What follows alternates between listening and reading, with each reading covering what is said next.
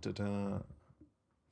So we got the Nick Fit mirror here, or as people or some people like to describe it, two retarded hippos fighting each other underwater in slow motion. I always like that description. And it looks like that's exactly what it's gonna be. Like Danny's keeping a hand based on Veteran Explorer and hopefully finds a way to like kill it. I doubt Dave would actually help him with it. Dave's hand, on the other hand, is cube galore, like all the cube all stars, and are scrambling to not even cast half the cards in his hand. Oh yeah, that's sweet.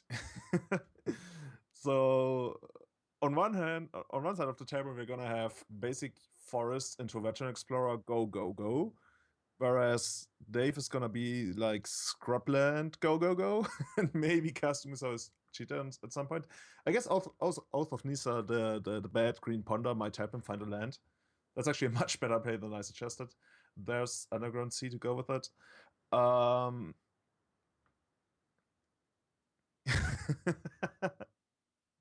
yeah, that's half meat each window, not a spread. Anyways, okay, so Danny off to a very great aggro start with Veteran Explorer, looking to get in for a bunch of damage, whereas Dave got the mighty Umisawa's Chit or Chite, Chitai. Uh, and yeah, so Danny's gonna get in there for 3 damage, and then is it even worth to play the deed? Like, it's not super exciting in the matchup, it's not bad. But yeah, I mean, there's not like what he could have done is, which is usually a pretty bad play, is to go for at least okay. He could go main phase brainstorm, hope to find the fourth land or anything that resembles a fourth land, in order to get Chase into play on this next turn, which would give him a huge advantage. If, especially assuming that Dave missed probably yeah, it's gonna miss a land drop now, where he didn't know about that, but he could figure from the word Stronghold that he played, which is like probably the worst land when your mana is strange. So he could have played the main phase brainstorm, hoping to find a fourth mana source, and then go for veteran chase to pretty much seal the game at this point. Dave, on the other hand, well, oh my god, his hand is so bad. I mean, technically, maybe he should even name chase. Like, does he know how many chase are on the brainstorm? I don't really like brainstorm there, but I guess he hit. Oh, and now I lost my full screen. There it is again. I wanted to pull up the deck lists. Where is it? Over here. Okay. So, no fourth land for Danny. I guess he's gonna oath to find it. Is he gonna find it? We will see.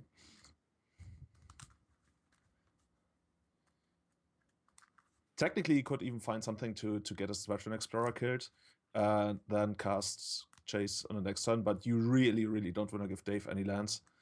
So if I was Dave, I would just like hope to draw a creature and then probably even sacrifice it into the Cabot Therapy to get rid of Chase. I mean, Peacekeeper isn't even good in this matchup, and neither is Eldrazi Displacer. I mean, Eldrazi Displacer, if it could bound. Oh, actually, no, it wouldn't really help if you could flicker Planeswalkers. You could flicker your own Planeswalkers to reuse them. And I've seen that play before, like at MK Madrid, a guy went Ugin, echoing truth, his own Ugin, use Ugin again, like seriously. But yeah, Danny is pulling way ahead now. He's even ticking his chase up to make sure that Dave really, really, really wanted a land. What is Dave looking to draw here? Funny enough, he's probably looking to draw a way to get rid of the Veteran Explorer. But since his actually, I'm checking his deck list right now. His best bet is to find a land and Bone Shredder to kill the Veteran Explorer. I guess Deathwatch Shaman helps, but yeah, there goes that.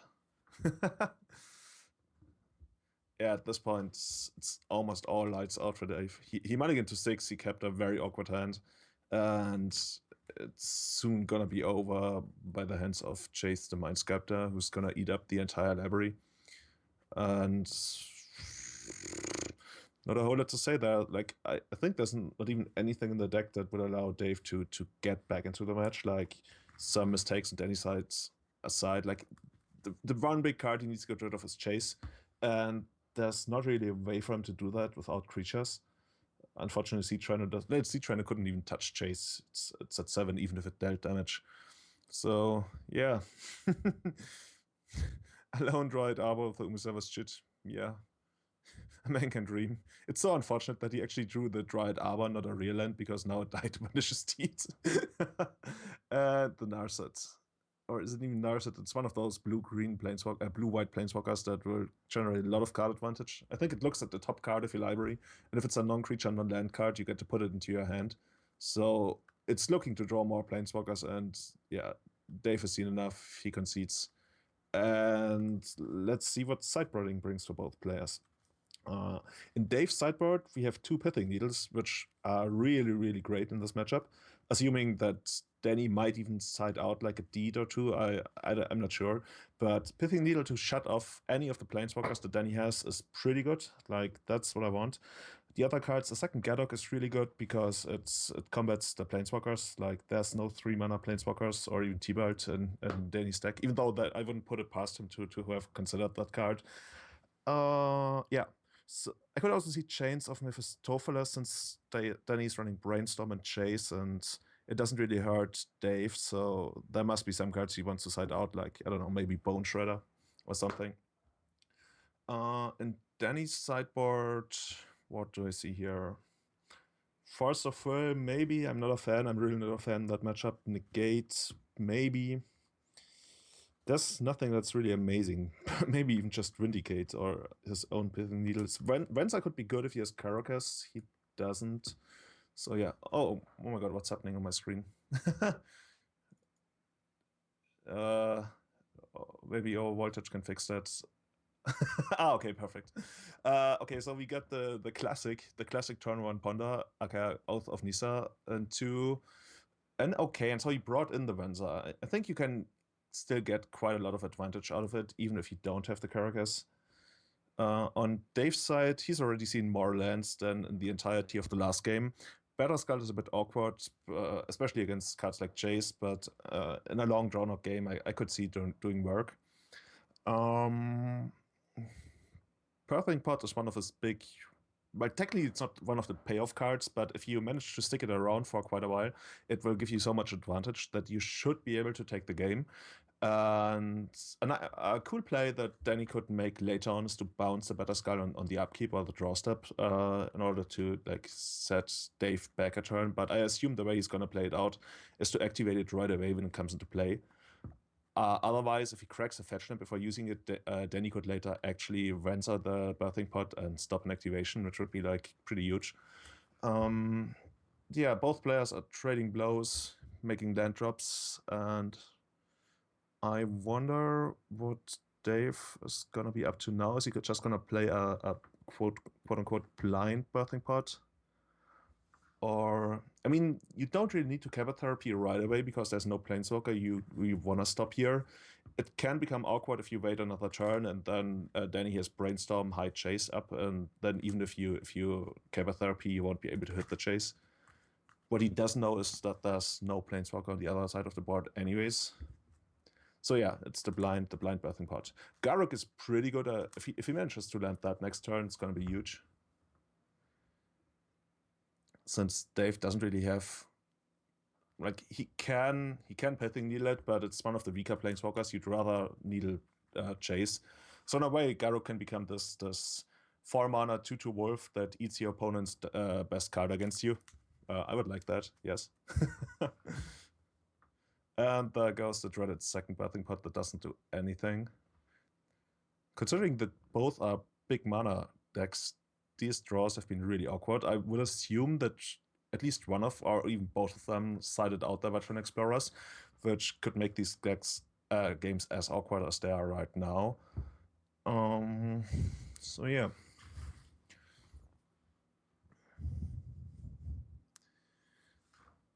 Let's see what he's gonna name the therapy there. I would even consider naming Chase. He names Spencer, okay. I guess I can't see the graveyards of both players, but I guess he has seen Danny's hand before. Otherwise, you probably wouldn't name like a random one-off in the sideboard.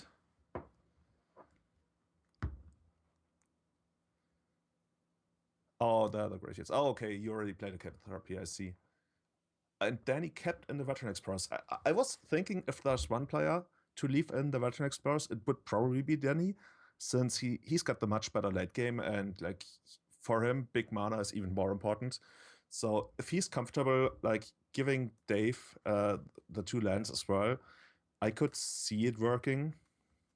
Basically using your Veteran Explorer like a ritual that also benefits your opponent, but you get the head start and you get to resolve your Planeswalker and pull ahead. And then if your opponent tries to make use of his spells, you're already too far ahead for them to catch up. And that, like, if that's your strategy, I could even see like having Force of Will in your deck, but I'd still rather not want it, considering like how grindy these matches are and how probably light on blue you're. Like, how many blue cards does he have? 4, 7, and you really don't want to pitch a chase. 8, yeah, he's even too, like, he's not playing Force of Will in the main deck, so it's really only a card that comes in against combo and not like for value. What else do we have here? Oh, the Gardock, always too late. That's so bad for him. Just like last game, he drew Gardock. Like, he couldn't even cast it last game, but at least this game he would have been able to and stop chase. And then he would have had to go the very long route of Pinish's Deed and detonating it, which also blows up his own oath, which I guess would be fine. And also clearing the needle would have been okay, but yeah. At this point, Dave is already in this awkward spot again. Like, you could cast your Gadoktik and pot it away for, let's see, what does he have at 3? Eternal Witness, no. Eternal Bone Shredder, no. Eldrazi Displacer, no. Peacekeeper, no. Reclamation Sage, no. Oh man. Minister of Pain, that's probably in the sideboard by now. Oh man. At 3, there's really nothing he wants to get. I'm sorry. It's like this transitional stage where you just get any kind of value creature to continue to 4, where you get like Marin of Clan Neltooth, which doesn't even help you if you don't really have a lot of useful stuff in the graveyard. Bone Shredder unfortunately can't hit Planeswalkers. It would be so good. Like, if they made Bone Shredder an elf and allowed it to hit Planeswalkers, I would probably play it as a 2-of in the sideboard, and it would be great. So yeah, Gadok makes a short impression and yeah, turns itself into an Eternal Witness and returns to our hand. So at the mere cost of 2 mana, actually 3 mana and 2 life, we summoned an Eternal Witness out of nowhere, out of thin air, and got back our Gadok.